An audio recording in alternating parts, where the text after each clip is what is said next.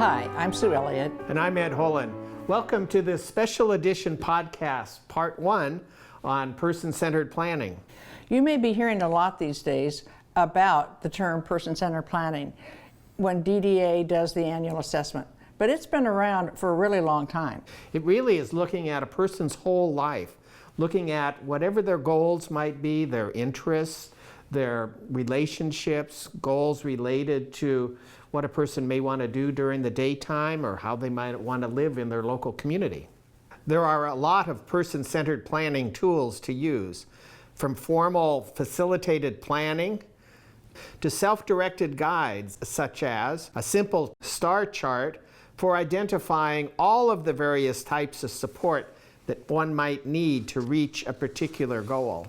My Life Plan is an online planning guide for every stage of life, and DDA has a one-page profile that they send out to clients prior to their annual assessment.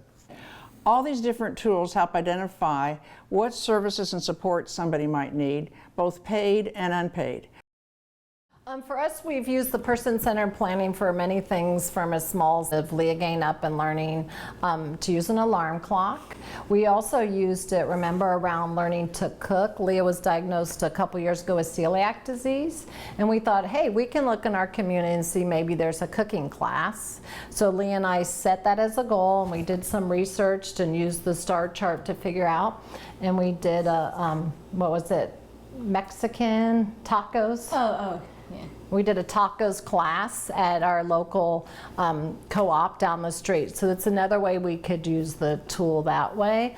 And I've also gone on to My Life Plan and looked at that and gone through the questions. And what's been helpful for me is to look at the next age and stage. And then I've also used some of the community of practice tools, especially the star chart. What we decided to do is we took all these ideas from our friends and family, and we used a star chart, and Leah decided to pick one goal. And from that, do you remember what your goal is? You'd like to go where?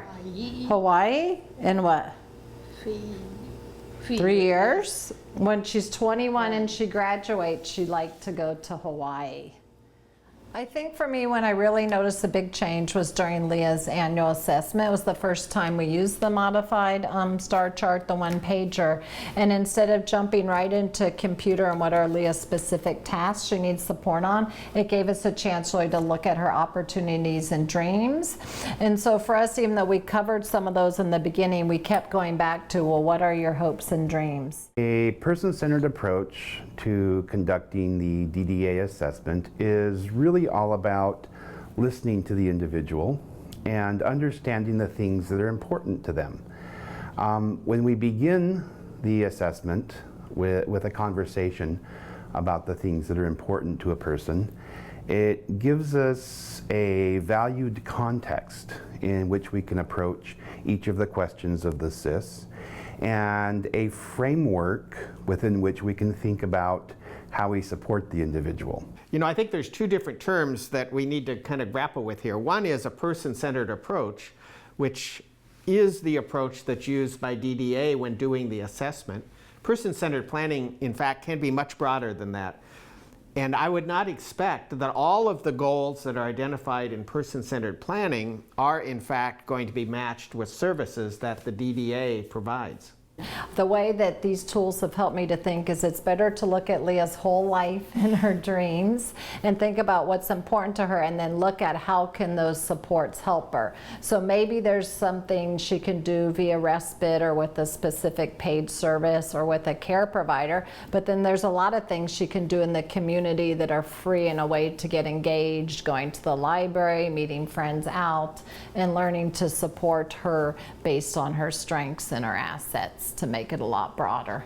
Earlier in the podcast, we mentioned several tools that people can use to help facilitate their planning.